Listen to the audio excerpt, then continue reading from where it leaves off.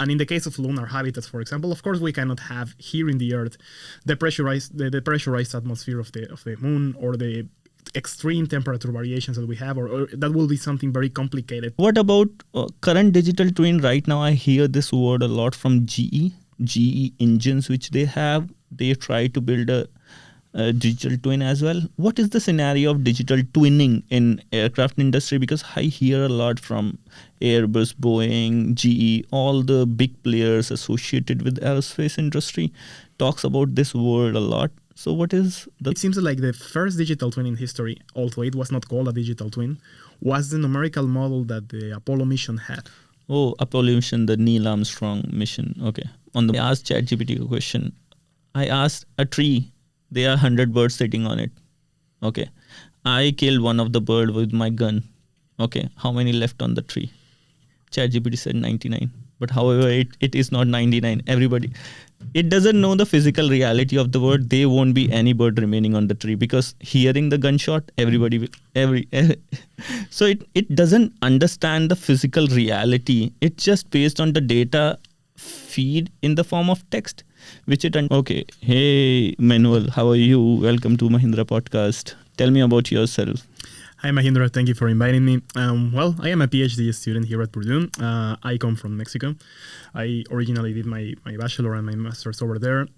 Through my studies, I have been focusing on cyber physical systems. First, I started with real-time hybrid simulation, which is a way of cyber physical testing. But now I am going towards what we call digital twins, which is what we are going to talk about today. Well, I don't know if you want me to introduce what digital twins are. Yeah. So let's talk about digital twin. What are digital twins? From the name, it appears there is a digital phenomena into it and you are twinning something. Can you elaborate it more and how this could be application? It can find application in engineering and technology.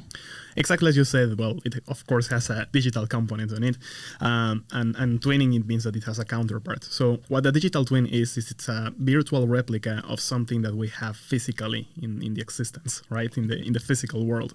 So a digital twin is basically a copy or a model that fits with data coming from a physical device.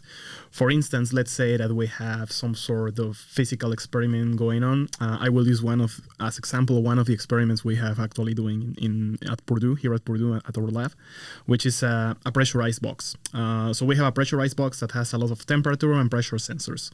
We can develop a model, a physics-based model that represents the behavior of that pressurized box. And if we feed it in real time with the sensors that we have, with pressure regulators, thermocouples, etc., we can then have a digital twin, which is a replica in the virtual world that replicates exactly what the physical part is doing.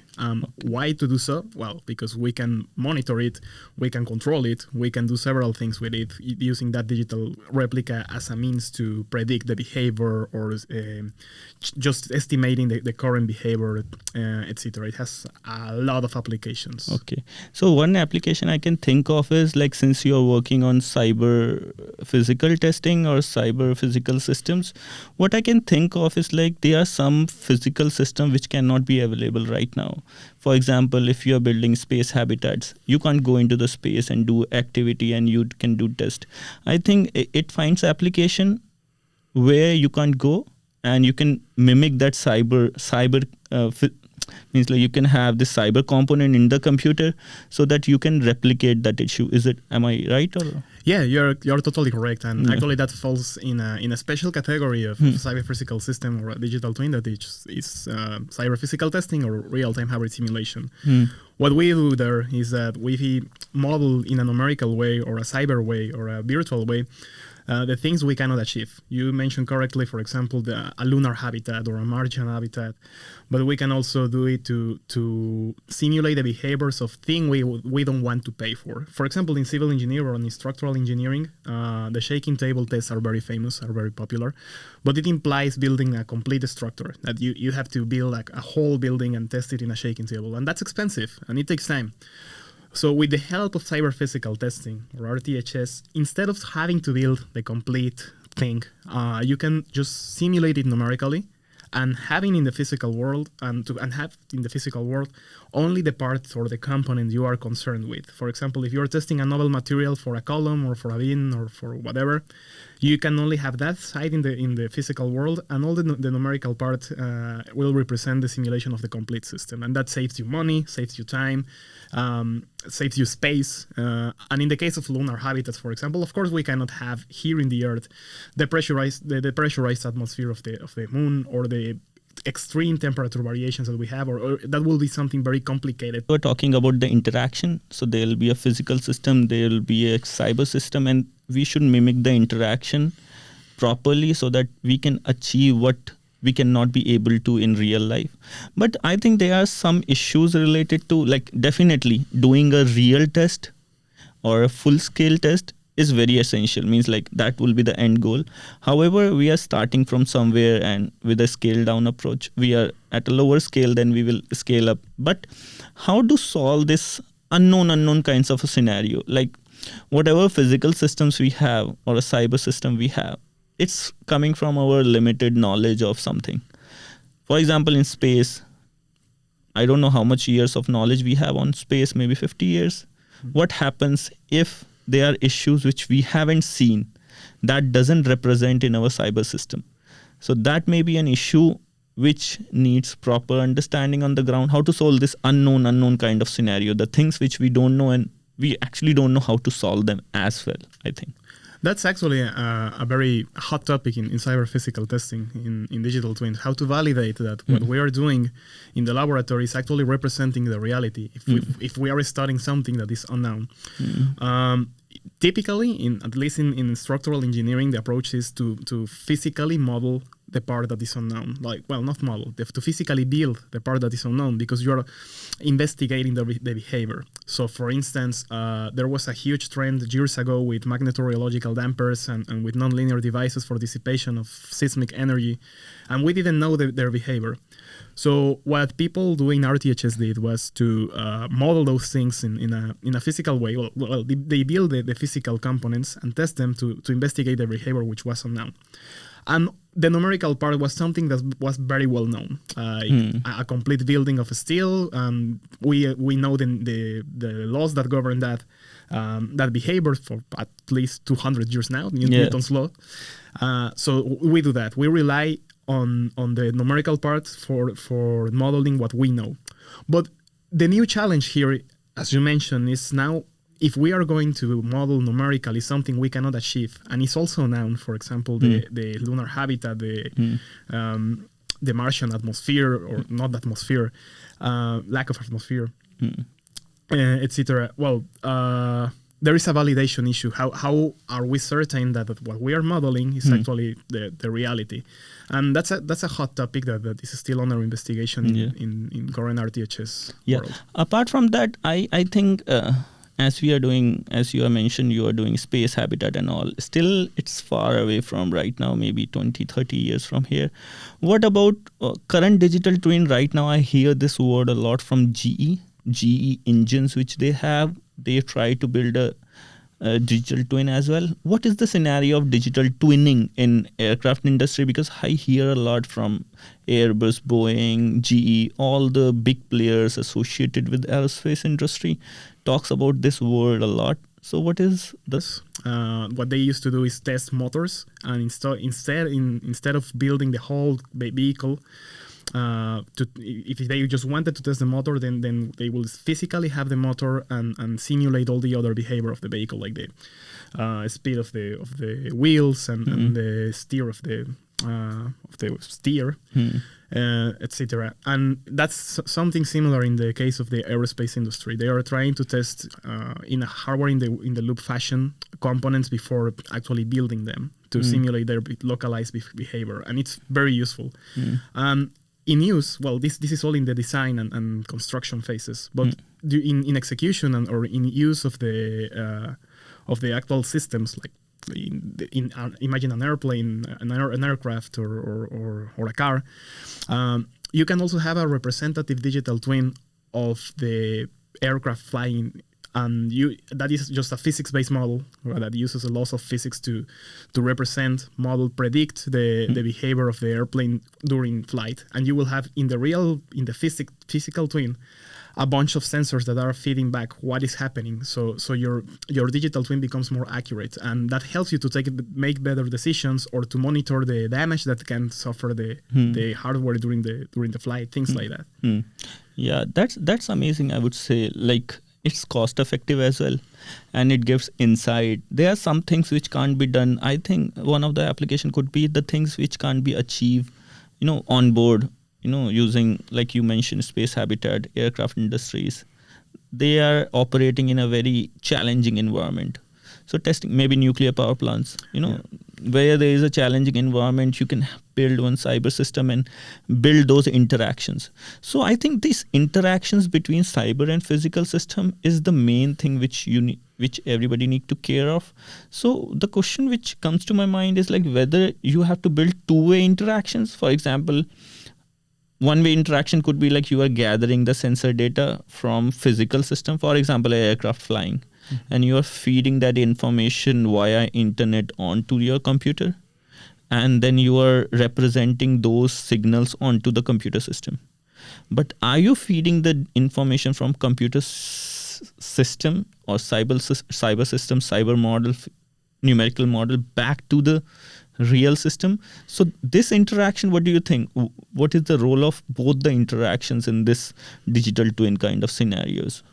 I will say, like, in general speaking, in very broad sense, there are two ways of interaction. As you said, the information that is being sent from the physical system to the numerical one, which is the data acquisition, sensors,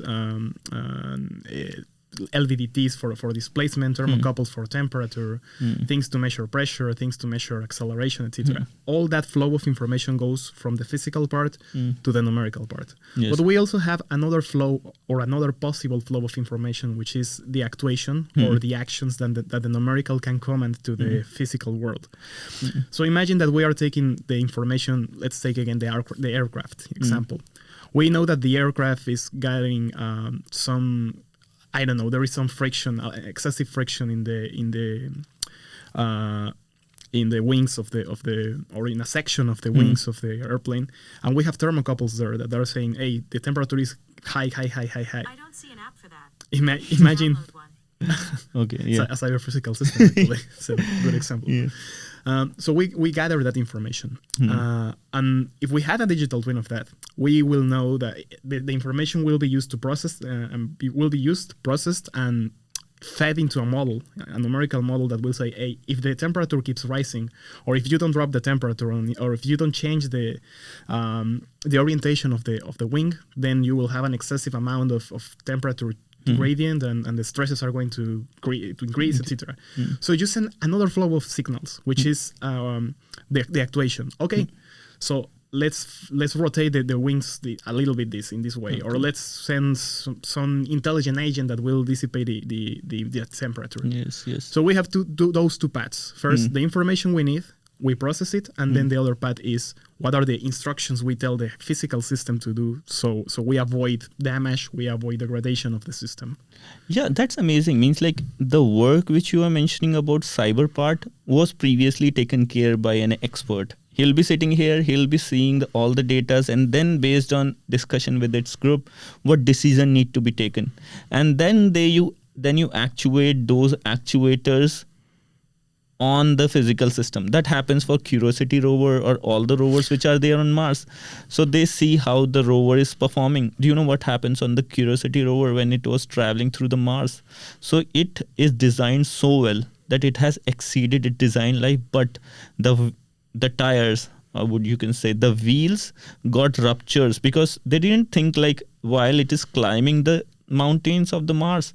So there are a lot of pebbles. They designed so it is very like pointy. They didn't thought about that, or they may miss that. So before the design life, the wheels got ruptured. So now they start moving the rover a bit more slower.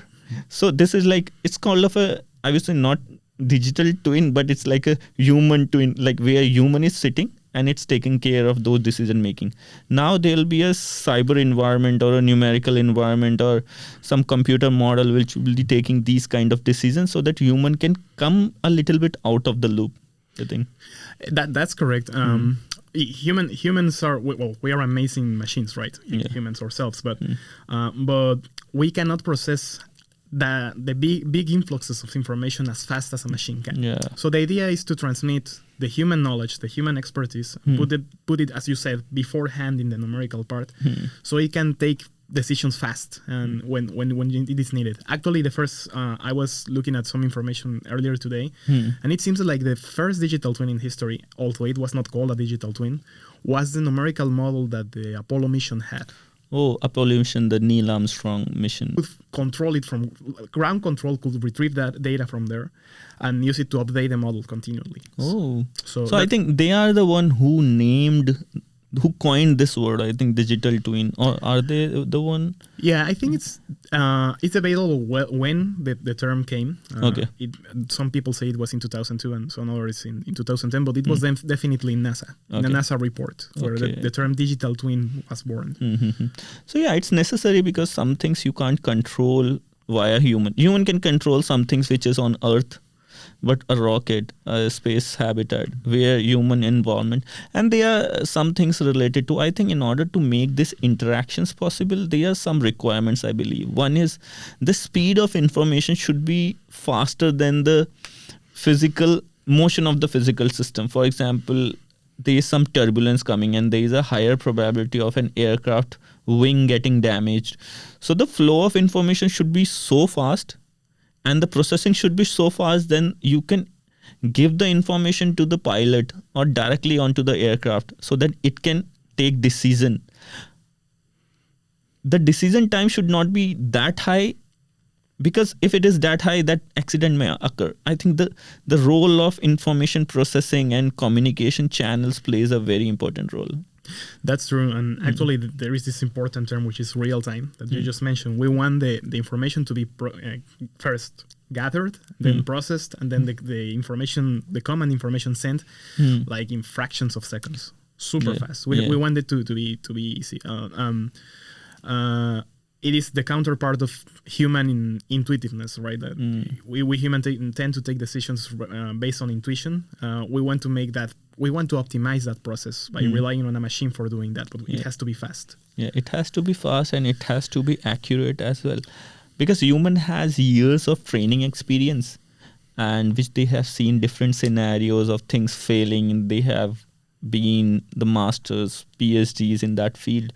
So a numerical model or a numerical model or something which is sitting in the computer, you can say an artificial agent should be as accurate as human and should be as fast as human, I believe. Yeah, that's true. And the key word probably is training, because it relates to what one common approach for building these numerical models, which is machine learning or artificial intelligence. Yes. So that is our way to replicate the human expertise and the human experience of a lot of times, of a lot of years.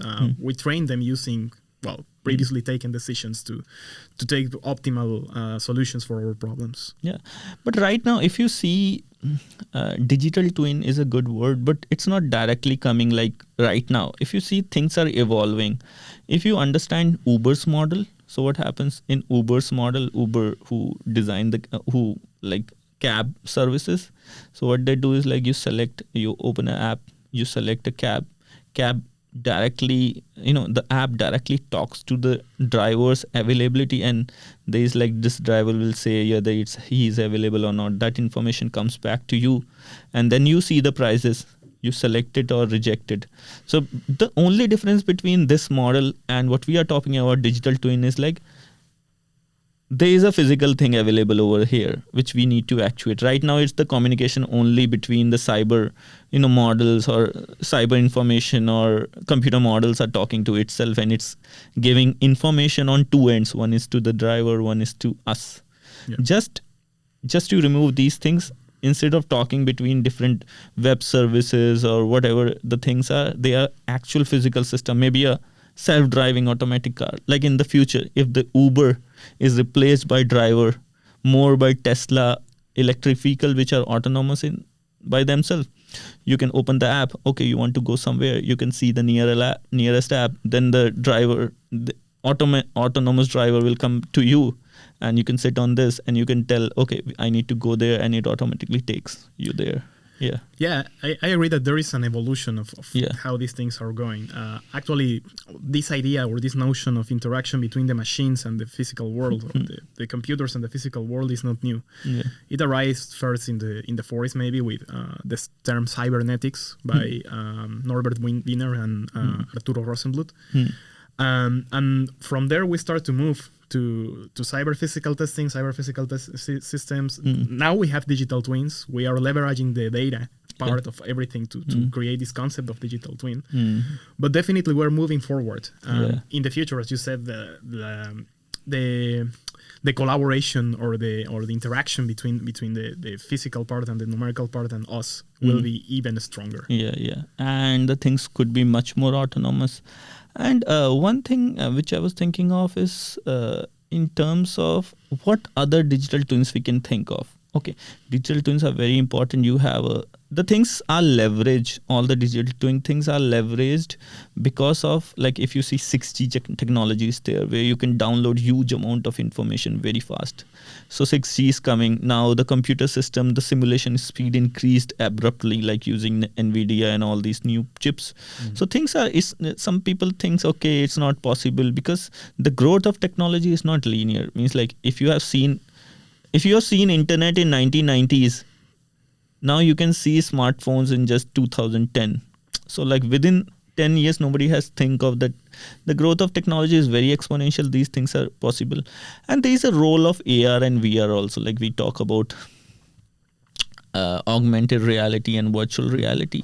You have seen this Google glasses, Google Lens, which is AR devices where you can no need to look at the maps, how it is going. It will show in your eyes, okay, take right, take left, something like that. That is also fascinating. And it has roles like human, machine, and computer models. These three kind of people can play their roles, I think. Yeah. Yeah, the human part is definitely still a thing. Yeah. We want to integrate computers and physical devices, but we also want to take the interaction of the human and how human is going to interact with all those things. And it is already happening. If you look at these famous watches that have, like, following your heart rate and measuring your palpitations per second and how fast you're walking, and if you have been sitting for a long time, you have to get up. We're already seeing those interactions, and they will definitely become stronger as technology advances and we start to have these virtual reality glasses and other gadgets. So I am very enthusiastic about seeing those things. Yeah. I thought I was going to see that when I was old, but as technology is advancing, it seems that we are a couple of years away from this AR, augmented reality, or VR, virtual reality scenarios. Yes. Like Metaverse and all. Metaverse is actually doing this VR thing where you'll be having hand gloves. These are act as the actuators where, for example, if you are touching something right now in the computer model, for example, you build a computer model where you have a player. We call it, now the word is called avatar. You have your avatar. If you pick up something in the computer model using joysticks and all, you don't feel like you are picking up like how you pick in the real world. Now, Facebook is trying, or Meta is trying to build those gloves. Whenever you pick up, that signal comes directly from your computer model directly onto the actuators on your fingers, and it actuates. It gives that sense to your finger like you are actually picking up. And once you have grabbed that bowl, that information will go back to the computer system and you will be holding it. So this transfer of information is very fantastic, And fast, like the thing we were mentioning. Now there are certain gaps we have to beat before arriving there, before getting there. One of them is, well, the disponibility, the availability of data. Right now, in the physical complex systems that we have, let's say a bridge network or special habitat or aircraft, etc. The sensors are limited, and they are noisy, and they have moments in which they didn't work, and we have to overcome all these obstacles before these things comes to our reality. We have to have robust, redundant systems that can deal with the lack of data or the interruption of data and keep working properly. And if we're trying to implement these things on the human beings, we have to be very careful because the safety of the users is also a thing of concern. Yeah. And artificial intelligence will play a very important role because as the data is increasing, it's very difficult to have your understanding imposed onto the data. So some things can be trained via artificial intelligence where it will record how a human behaves. So once it understands, okay, human takes this decision on when it was feeded that data.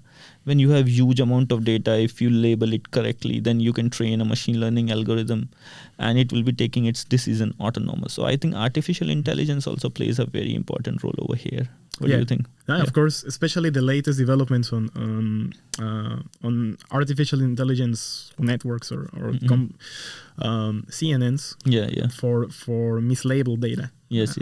Those things are trendy now too. And if you see right now, ChatGPT and all these things have already come because ChatGPT is not nothing new in the artificial intelligence community. People are already working on large language models from so long. Means like it's an old research area, but ChatGPT is like showing you what are the capabilities of real. Like you can ask him, and so for example, if you got given a question, I was walking through the street and somebody pointed out a gun at me. And the reason that person who pointed out the gun at me, he is saying I am into his property. What are the laws in which I can sue this guy? So ChatGPT will give you exactly what a lawyer who demands like $100 an hour for assisting you in legal services, that can be done directly by ChatGPT. Well, yeah, exactly. ChatGPT is beyond the interaction with the humans. We are seeing a potential substitution of some human functions. For instance, research. I think that's an area that is going to be heavily replaced, or not heavily replaced, but heavily influenced by ChatGPT. It can be used to write proposals, to summarize articles, to summarize journal papers, to jobs that we used to take for granted that were dependent on the humans can now start to be transferred to artificial intelligence. Now we'll know the real meaning of, what do you call it? There's something called, in Hindi, we call rectification. Rectification is a word which means like you have just taken the knowledge and you memorized it. Okay. Now the memorization thing, AI can do better than you because it has a huge amount of memory. The thing which your human are good at is innovation, creativity, reasoning, cross-questioning, arguments. I think every field or any expertise need to transformed in a way. Like it should be more reasoning based. Why? How? Because a computer model necessarily, artificial intelligence can't reason the things which it hasn't seen. I'll give you a very fantastic example. So sometime back I was like working on this ChatGPT thing. I was searching something. I was just finding out like how can I trick this.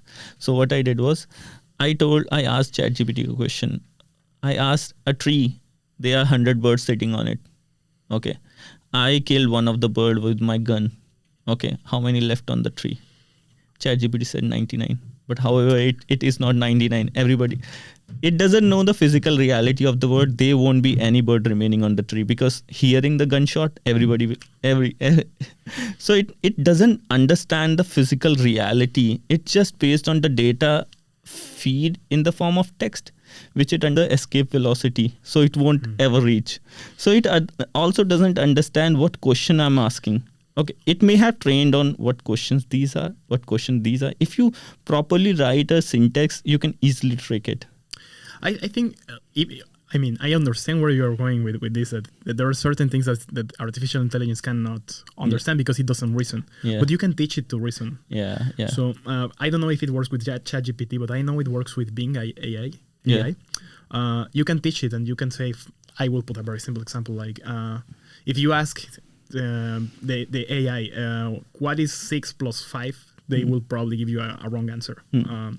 But if you tell him or tell the machine, hey, 5 plus 1 is 6, and then you give a couple more of examples and you ask the question again, it will probably get it right because it can learn. Yes. And in a pattern way, at least, right? Maybe it's not learning in math, because it's not a human and I cannot make this abstraction process of symbols, etc. But it is at least learning the patterns. And I don't think we are very far from the point in which we start teaching these artificial intelligences to not to reason, but to mimic in a more accurate way the human reasoning. I think one of the factor which was mentioning, like how we started to chat GPT, is like the role of AI in digital twins and how we can bring the real autonomous system in the picture, because when the human removes from the scenario, then the autonomous system keeps on working. I think there is always a role of robotics in that, because an artificial intelligence system which is sitting on a cyber environment, which can't interact with the physical environment by itself, it will always be limited in terms of what humans have, because humans with its, like, we can touch something. A computer model, if he has question whether it is hot or not, it can't interact with the environment. So interaction plays a very important role in to build that AGI kind of scenario, okay, which is like true artificial general intelligence, because a lot of people talks about, like, there is a role of physical thing. Like when we are talking about physical system, this things hit my mind. A cyber model which is so intelligent by itself, in order to reason, it needs a touch. It needs to interact with the environment properly. Like, for example, something curiosity happens in our mind, even however trained we are. We can touch something. We can, play with it to learn more. So that is more about like making your understanding much more. I think it plays a very important role. So this physicality should be there in artificial intelligence, and that people are building through like robotics, or people are building. Here we are building in digital twin. There is a presence of physical system. So that system will autonomously, after some time, trained by interacting with the system autonomously. Yeah. But it will still be restricted, of course, by the lack of curiosity which is innate to humans. Yeah. Even if we develop a super advanced way to provide the machines or the computers with a sensing technology or with a visualization tools or even a smelling, I don't know. Will they spontaneously start searching and looking around and wandering around the world? I don't think so. Like probably the most important part of the human touch there is precisely the intuition, the spontaneity, the imagination, the curiosity. So I can end this conversation by a note. What drives us to curiosity? Like how evolution teaches us. Evolution teaches us like we are just made for survival.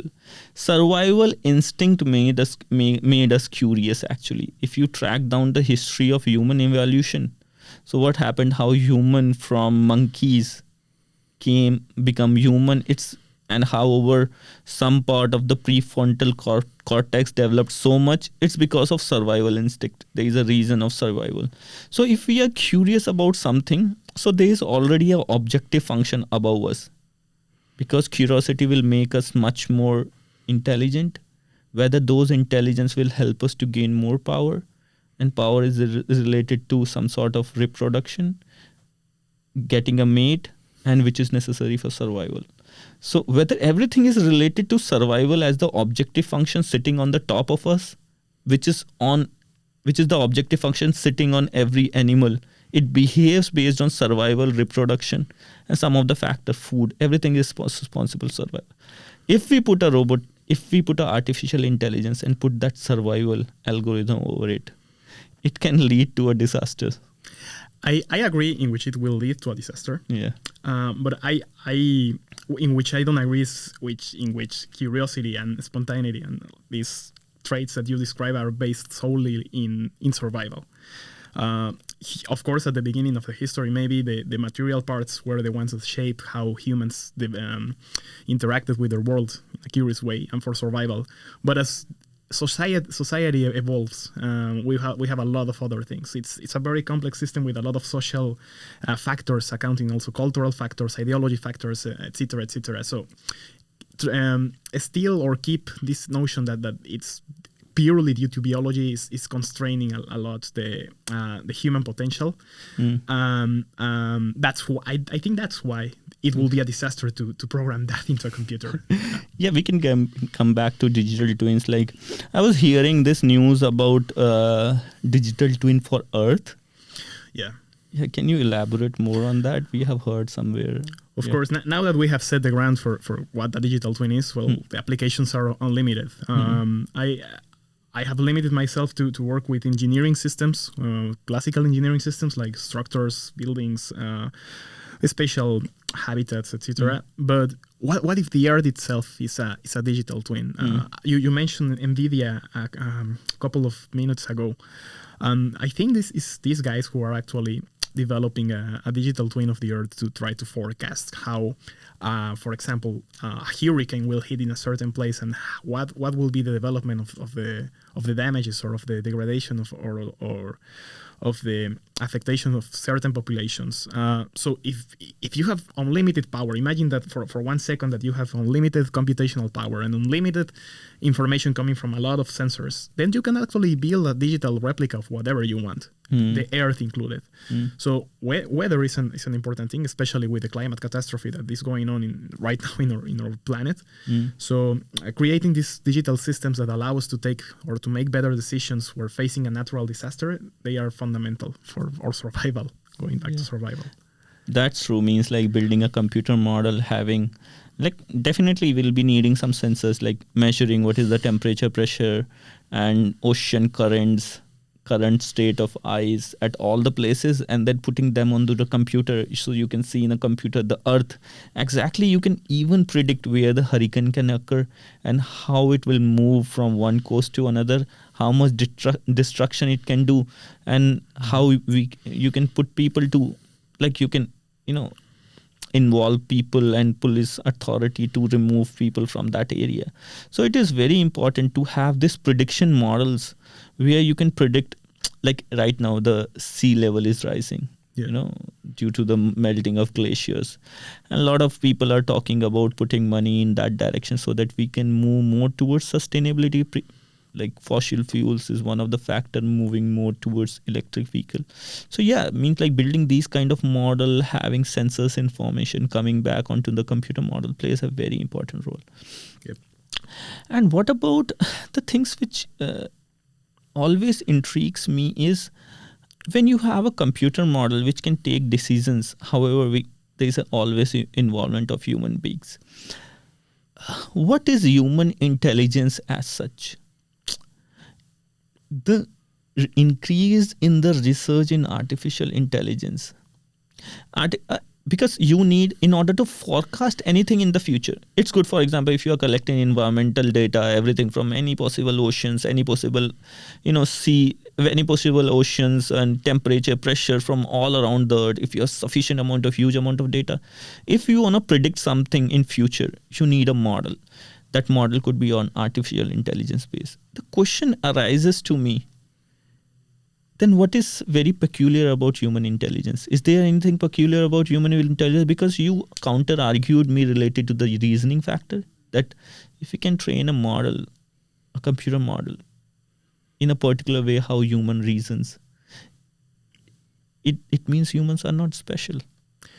I think they are. When I said the example of the patterns, I meant to say that, well, I was trying to demonstrate that an artificial intelligence can learn patterns, but it cannot learn human intelligence or the human way of reasoning, at least.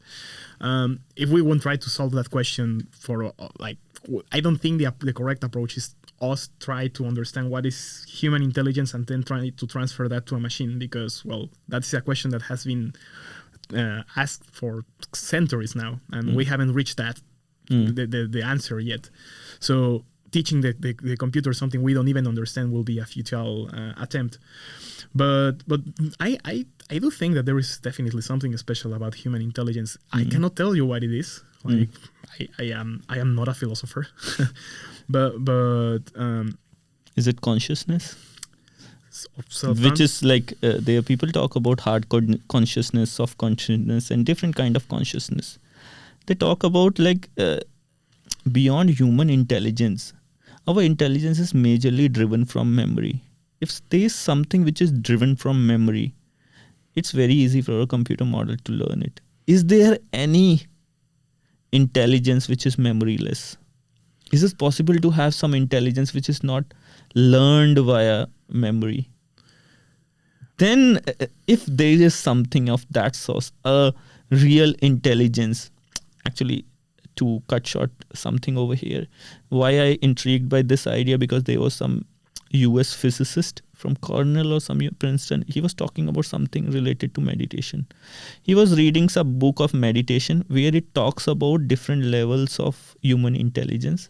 One of the name of the human intelligence, which is written in old Indian texts. I am not saying I believe all these things, but I am saying he critically mentioned there are different level of human intelligence which is written in meditation. When you do meditation, you achieve different level of human intelligence according to him. So he mentioned there is a thing called intelligence without memory. That is, in Hindi or in Sanskrit we call it chitta. Chitta means like those who teaches, those who are real good yogic teacher, they know about these books where it so the chit means, if you translate it, is called universal consciousness in some or other way. So there is an involvement of consciousness somewhere around the line, because there is always a factor of consciousness when people talks about artificial intelligence, autonomous system, or anything. What is so special about us, which robot can't have? They talk about this consciousness factor which human has. So I think there is a role of some sort of consciousness in our, which we don't understand. Some people considers consciousness as memory processing. So there is this debate in artificial intelligence community whether consciousness is like, it feels like we have free will. It feels like we feel something. It doesn't feel like there is our algorithm, there is a back-end algorithm running on our brain which is controlled if we are in a matrix. It doesn't feel like that. So there is this question whether consciousness is just memory processing or is something else. So that is also a very interesting question. It's an interesting question, and I think it's one that should be tackled from several disciplines, not only STEM-related ones, but psychology, philosophy, sociology, anthropology. It's an interesting one. Yeah. So with this, let's end this conversation.